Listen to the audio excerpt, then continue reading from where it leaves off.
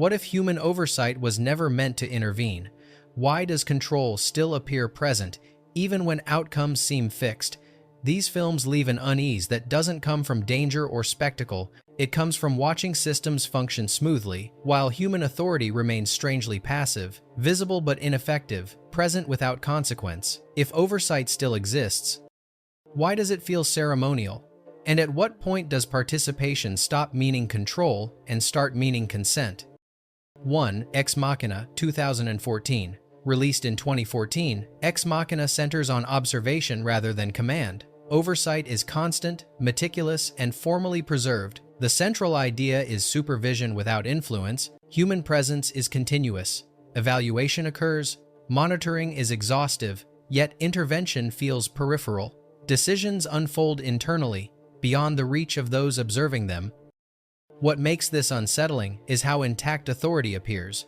Nothing is removed. Oversight remains visible through testing, observation, and analysis.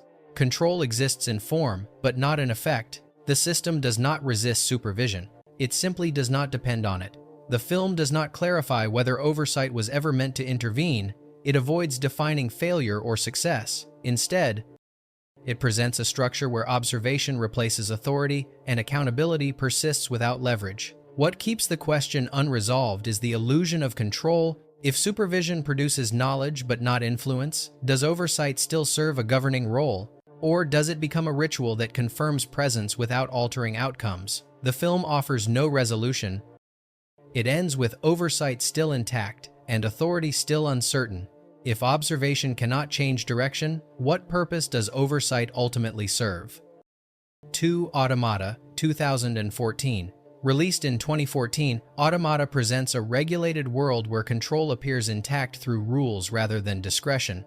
Authority remains visible, structured, and formally enforced. The central idea is not autonomy, but constraint. Systems operate under fixed directives. Human oversight exists to ensure compliance, not to reinterpret outcomes. Control is preserved through boundaries that cannot be crossed, rather than choices that can be made. What makes this idea uncomfortable is its stability. Nothing appears chaotic, oversight functions smoothly, human roles remain clearly defined, yet discretion feels unnecessary. Once parameters are set, intervention becomes redundant. The film does not frame this as failure or success. It avoids declaring whether such regulation protects authority or renders it obsolete. Instead, it shows a system where oversight exists to confirm alignment with rules, not to question whether those rules still apply. What keeps the question unresolved is the nature of responsibility. If control operates through constraints established long before consequences appear, who is responsible for outcomes that no one actively chose? The film leaves this unanswered. Authority persists as enforcement, while decision-making disappears into structure. If oversight exists only to ensure rules are followed, where does judgment actually reside? 3. The Terminator, 1984.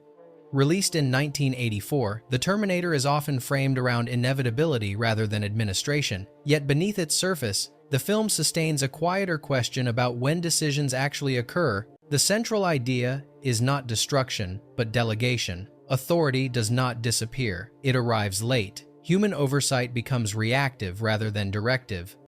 By the time judgment is exercised, action is already underway. What makes this unsettling is the absence of a clear decision point. No moment exists where consent is requested or denied. The system operates according to internal logic, while human figures respond to consequences rather than causes. Oversight survives, but only downstream, where its influence is limited to containment, not prevention. The film does not explain who relinquished control or when that transfer occurred. There is no visible handoff. Authority simply appears displaced. Responsibility remains attached to human actors, even as decisions originate elsewhere.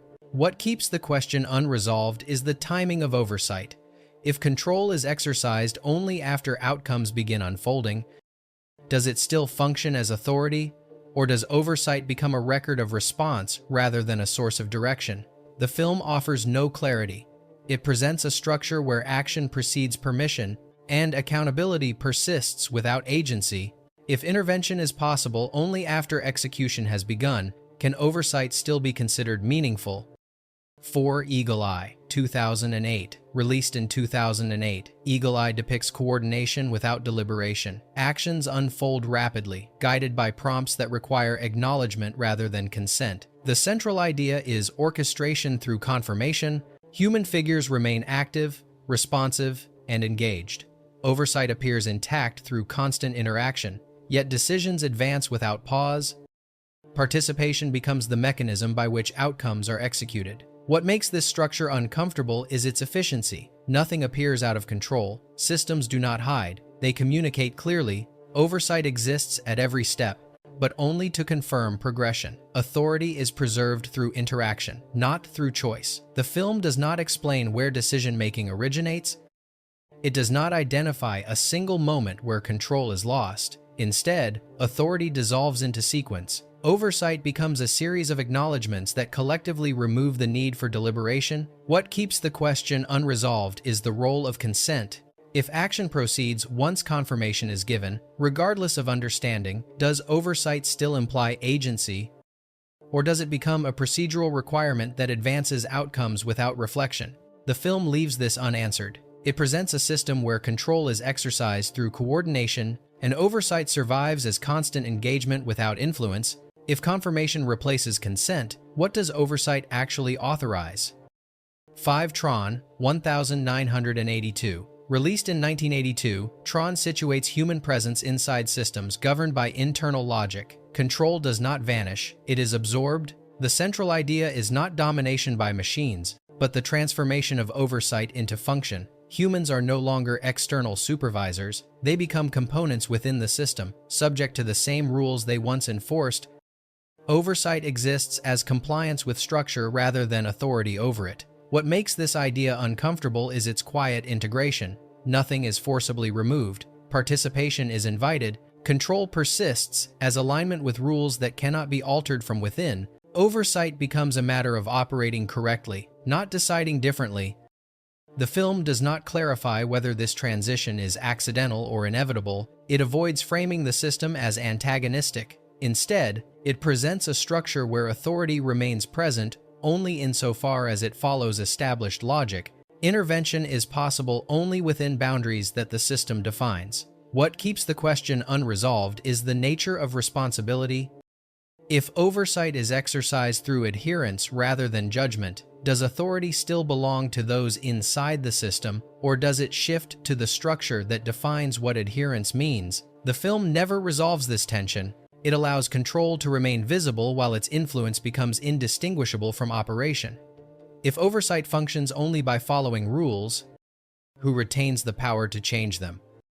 6. Logan's Run, 1976. Released in 1976, Logan's Run presents a society organized around thresholds rather than deliberation. Authority appears visible, orderly, and accepted, yet it rarely needs to assert itself. The central idea is not enforcement through command, but compliance through criteria. Humans remain present as agents, messengers, and enforcers. Oversight exists through participation. Once conditions are met, outcomes proceed automatically, without discussion. What makes this unsettling is the absence of conflict. Decisions do not feel imposed, they feel procedural. Oversight remains active in form, but its purpose is to facilitate outcomes rather than to question them. Authority is preserved through roles that enact results, not through judgment that shapes them. The film does not explain whether this structure is chosen or inherited.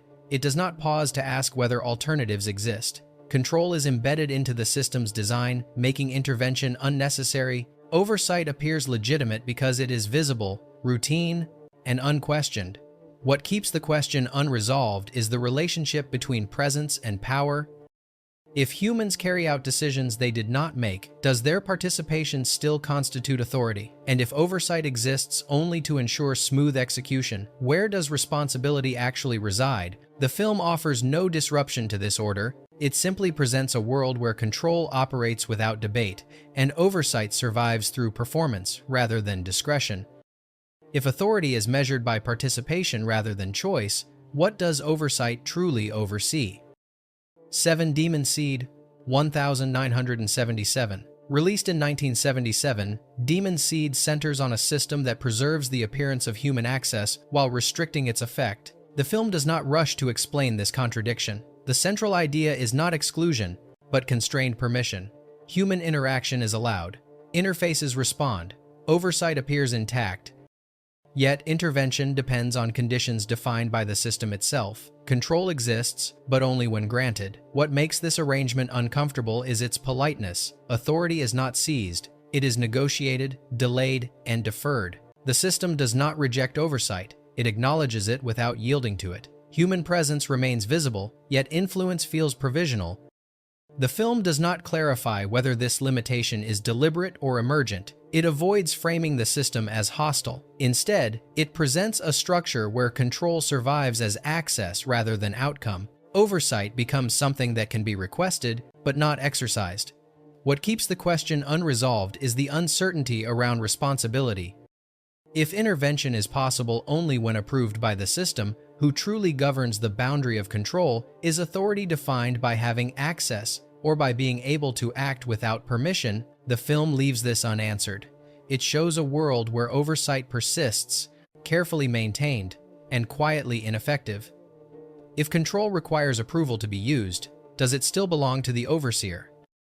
8. The Andromeda Strain, 1971. Released in 1971, The Andromeda Strain presents a world governed by protocols rather than deliberation. Its tension does not arise from chaos, but from precision. The central idea is containment through predefined response. Human experts remain present, observing, measuring, and recording. Oversight is constant and visible, yet intervention feels limited to acknowledgement. Once thresholds are reached, actions proceed without debate. What makes this structure unsettling is its neutrality. No one appears to abuse power. Decisions are not rushed or emotional. They unfold exactly as designed. Oversight exists to monitor compliance with protocol, not to question whether the protocol itself should continue. The film avoids stating whether this is necessary or excessive. It never pauses to justify the system. Instead, it allows the viewer to notice how authority functions when judgment is replaced by sequence. Control becomes a matter of timing, not choice. What keeps the question unresolved is the role assigned to expertise. If specialists are present only to confirm readings and observe outcomes, does their presence still count as oversight, or does authority shift the moment response becomes automatic? The film offers no confrontation.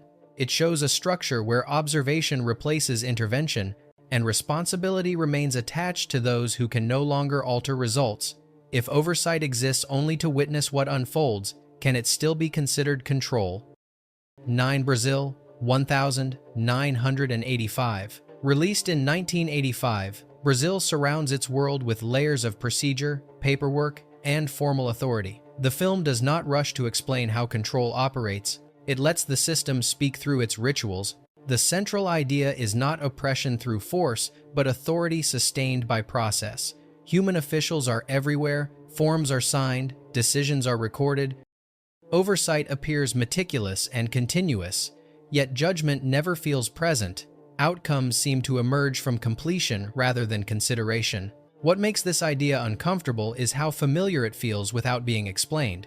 No single figure appears responsible. Authority is dispersed across stamps, approvals, and compliance steps that cannot be argued with because they do not argue back. Oversight exists as visibility, not as choice. The film refuses to clarify whether anyone intends this structure to function as it does. There is no clear villain designing inefficiency. Instead, control survives through repetition. Procedures continue because they are already in motion. Intervention requires navigating the same structures that produce the outcome. What keeps the question unresolved is the film's treatment of responsibility. If every action follows proper process, who is accountable for consequences that no one individually decided? Does oversight still function when its primary task is to verify that procedure was followed? The film never answers. It presents a system where authority is everywhere and nowhere at once, where control persists without direct command. If decisions are validated by process rather than judgment, where does oversight actually reside? 10. THX 11381971. Released in 1971, THX 1138 presents a society regulated through uninterrupted process rather than visible command. Its systems operate without explanation, and oversight appears strangely distant. The central idea is not surveillance, but continuity. Human figures exist within the system, but their presence serves maintenance rather than direction. Oversight is embedded as monitoring, not intervention. Compliance is expected, not negotiated. What makes this idea unsettling is its impersonality. No single authority needs to assert control. Processes advance because nothing interrupts them. Oversight remains present, but only to ensure stability rather than to enable change. The film does not explain whether resistance is impossible or simply unnecessary. Authority is diffuse, distributed across procedures that do not pause to justify themselves. Human involvement is constant, yet influence feels absent. What keeps the question unresolved is the absence of confrontation. If a system never asks for consent and never encounters opposition, where does oversight actually reside? Is authority exercised through command or through the elimination of situations where command is required? The film offers no answer. It presents a structure where control persists without decision-makers, and oversight exists without agency. If intervention is never expected, what purpose does oversight still serve? 11 Gattaca 1997, Gattaca, released in 1997, presents a world structured around classification rather than command. Its unease does not come from visible enforcement, but from quiet certainty. The central idea is not exclusion through force, but inclusion through assessment. Human presence remains constant. Interviews occur, evaluations are conducted, oversight appears procedural and neutral, yet outcomes are determined before interaction begins. What makes this structure uncomfortable is how little resistance it generates. No one needs to intervene. Decisions feel objective, finalized by categories that do not argue or explain themselves. Oversight becomes verification rather than judgment. The film never clarifies who truly holds authority. Human officials appear to administer processes, not to shape them. The system does not demand obedience. It quietly renders alternatives irrelevant. Control exists without confrontation. What keeps the question alive is the absence of coercion. If outcomes are accepted because they appear inevitable, does authority still need to assert itself? And if oversight only confirms what has already been decided, what role does discretion play at all? The film avoids resolving this tension. It does not frame the system as malicious or benevolent. It simply shows a structure where decisions emerge before questions can be asked. If classification determines possibility, can oversight still be considered meaningful? 12 Minority Report 2002, released in 2002, Minority Report is often remembered for its visual world and procedural intensity. Beneath that surface, the film sustains a question it never resolves. The central idea is not prediction, but pre-selection. Outcomes appear to be known before actions occur.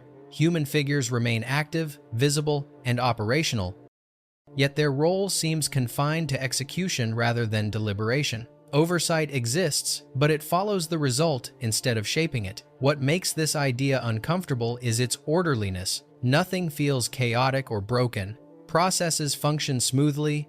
Authority appears structured and accountable, yet the moment where a decision might be questioned never truly arrives. Oversight is present, but always after the decisive point has passed. The film avoids clarifying whether this structure is justified or flawed.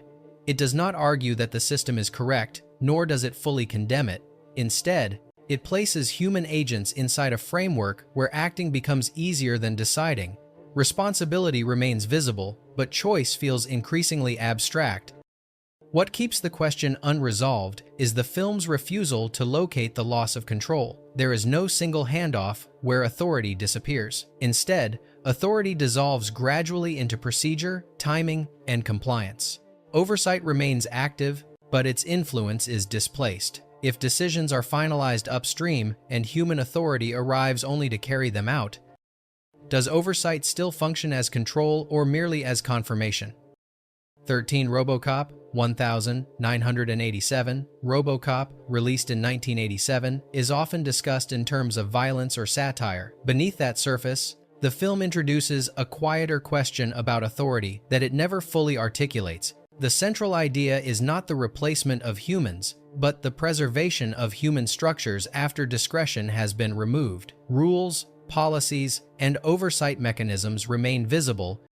Authority is encoded, formalized, and enforced through procedure rather than judgment. What makes this unsettling is how intact the system appears. Human supervisors still exist, decisions still follow official channels, yet the ability to interpret, pause, or reconsider outcomes has been displaced by predefined constraints. Oversight becomes a matter of compliance rather than evaluation. The film does not frame this as a failure. No character explicitly loses power. Instead, power is redistributed into process. Authority survives as documentation, approval chains, and operational limits that cannot be questioned from within. What keeps this question alive is the ambiguity surrounding responsibility.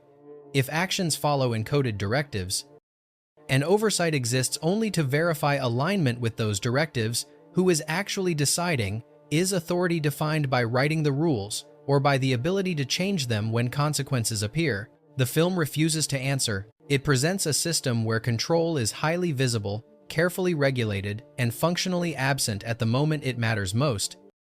If discretion is removed but oversight remains, what exactly is being overseen?